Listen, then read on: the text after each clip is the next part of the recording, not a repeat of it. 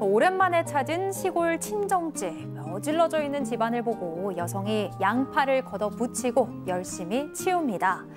빨래도 널고 텃밭 정리까지 싹 마친 여성은 뿌듯한 마음으로 집에 돌아오는데요. 그런데 며칠 뒤 친정엄마의 전화 한 통을 받고 얼굴이 급격히 어두워집니다. 대체 무슨 얘기를 들은 걸까요? 재혼 가정에서 새아빠의 눈칫밥을 먹느라 너무 힘든 시간을 보냈는데 결혼해서 출가하고 나니 새아빠와 단둘이 지내는 엄마가 너무 걱정이 나는 제보인데요. 자, 일단 부모님은 각자의 자녀들을 데리고 재혼하셨어요. 네, 그렇습니다. 오늘 제보자는 30대 후반의 여성인데요. 초등학교 때 아빠가 이제 돌아가셨습니다. 그래서 엄마께서 두 자매를 혼자서 이렇게 열심히 일을 하시면서 키웠어요. 그런데 조그마한 가게를 하고 계셨는데 옆에서 또 가게를 하시는 장사하시는 아저씨가 있는데 그 아저씨도 아들을 혼자 키우면서 혼자 살고 계셨습니다. 그런데 워낙에 악착같이 돈을 모으고 돈을 쓰지 않아서 주변에서는 아주 구두쇠로 유명했다고 해요. 그런데 엄마는 내가 이렇게 아빠 없이 아이들을 키우면 안 되겠다라고 생각을 해서 더 이 아저씨하고 이제 재혼을 하시는 걸 좀 서두르셨대요. 그래서 두 분이 재혼을 하신 겁니다. 근데 이제 아들이 하나 있잖아요. 그러니까 두 딸과 한 아들이 이제 새로 남매가 되다 보니까 여러 가지 어려움이 있어서 티격태격 싸움이 났는데 싸움이 날 때마다 엄마는 이 딸들만 혼냈대요. 아이고. 네, 너가 왜 남동생 하나 못 돌보냐면서 막 딸들만 혼냈는데 너무 서러워가지고 여동생을 데리고 이 제보자께서 가출한 적도 있었는데 아이고. 그때도 엄마는 이 남동생 숙제 봐준다고 딸들이 나간지도 모르고 계셨다고 합니다. 아, 왜 이렇게 엄마만 눈치를 보고 살아? 그렇죠. 제보자가 보기엔 새아빠가 워낙 가부장적이고 또 권위적이라서 딸보다는 아들이었고 사람은 날 배신해도 돈은 배신하지 않는다라는 마인드로 엄마도 믿지 못했다고 해요. 지금까지도 제보자의 어머니가 이제 이 새아빠한테 돈을 조금씩 받아서 쓰시는데 상황이 이렇다 보니까 딸들 먹이고 입히고 공부시키려고 엄마가 새아빠의 비위를 좀 맞춰줄 수밖에 없었던 것 같습니다.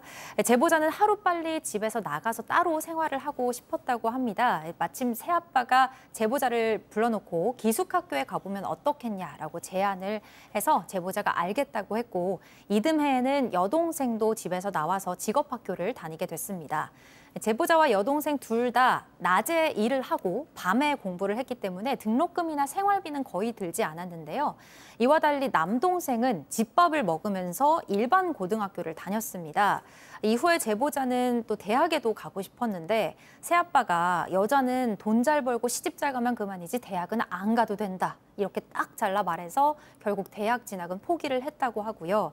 하지만 남동생은 가기 싫다는데 대학을 억지로 보내서 결국 4년제 대학을 또 졸업을 시켰습니다. 박 변호사님. 네, 대학 가기 싫다는 사람을 보냈습니다. 대학을 보내는 거 보고 우리 아빠는 나랑 이 여동생 두 사람은 자식으로 생각하지 않는구나. 아들, 남동생만 자식으로 생각하는구나. 남이구나라고 생각을 했다라고 해요. 뭐 시골이긴 하지만 집도 있고 뭐 가게도 있고 뭐 차도 있고 이래서 뭔가 주는데 움켜쥐고 있다가 다 아들한테 줄 것처럼 보였고 결혼할 때도 엄마가 몰래 쌈짓돈으로 이걸 갖고 와서 줬는데 니네 아빠한테는 절대 비밀이다라고 얘기를 해서 아마 이 제보자가 눈물이 활칵 쏟아졌다고 합니다. 그래서 제보자가 앞으로 이제 새아빠한테 뭘 나도 기대하지 말아야 되겠다. 그냥 남이라고 생각하고 살아야 되겠다고 결심을 했다고 합니다. 자, 그렇다고 우리 엄마가 있는데 친정에 안 갈 수는 없잖아요. 자, 그런데 정말 큰맘 먹고 친정에 가면 이런 말씀을 들었다는 거죠. 제보자 얘기 직접 들어보시죠. 집에 갈 때마다 엄마가 내 그 아버지 눈치를 보는 거예요. 올 때는 뭐 좋아하지만 갈 때는 뭐 이렇게 농담 삼아 얘기하세요. 뭐 숙박비 내고 가야지. 니네가 먹은 거 계산하고 가야 되는 거 아니야? 약간 이런 식으로 말씀하실 때마다 자주는 아니지만 어쩌다 그런 말씀 하세요. 이런 얘기 들을 때마다 이럴 바엔 집에 가고 싶지 않다라는 생각이 막 들었거든요.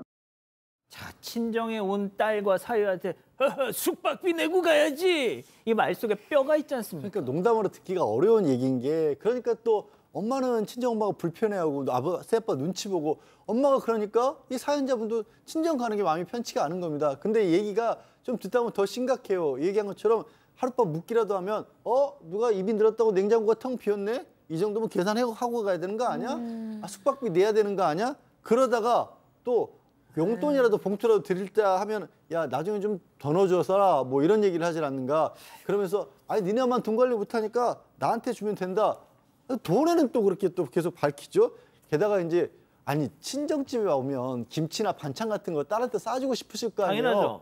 아, 저 딸들은 키우면 도둑이라든지 진짜 그 말이 맞네. 그 우리 아들 막내 먹을 거 남겨두고 가라. 이걸 어떻게 편하게 듣습니까? 자, 여기서 한 걸음 더 나갑니다. 네, 이거 참 심각해요. 한 번은 엄마가 가게에서 일을 하다가 허리를 다치셨대요. 제보자가 짐을 가지러 친정에 갔는데 집이 엉망이 되어 있어서 이 집안 일들을 좀 대신 해드렸다고 합니다. 어차피 놔두면 엄마가 할 테니까 딸 입장에서는 걱정이 돼서 설거지며 빨래며 청소, 텃밭에 잡초 정리까지 다 싹 해놓고 집에 돌아왔는데 며칠 뒤에 엄마에게 다급하게 전화 한 통이 걸려왔습니다. 받았더니 얘 너 혹시 장롱에 있는 아빠 현금에 손댔니? 라는 거예요. 제보자는 집이 하도 엉망이라서 설거지하고 빨래하고 청소만 했지 장롱은 열어보지도 않았다. 지금 날 도둑으로 의심하는 거냐? 이렇게 대답을 했고 안 그래도 허리가 아픈데 이 일로 새아빠랑 한바탕 싸운 엄마는 아닌 거 알지만 혹시나 해서 전화했다. 미안하다 라면서 전화를 끊었습니다.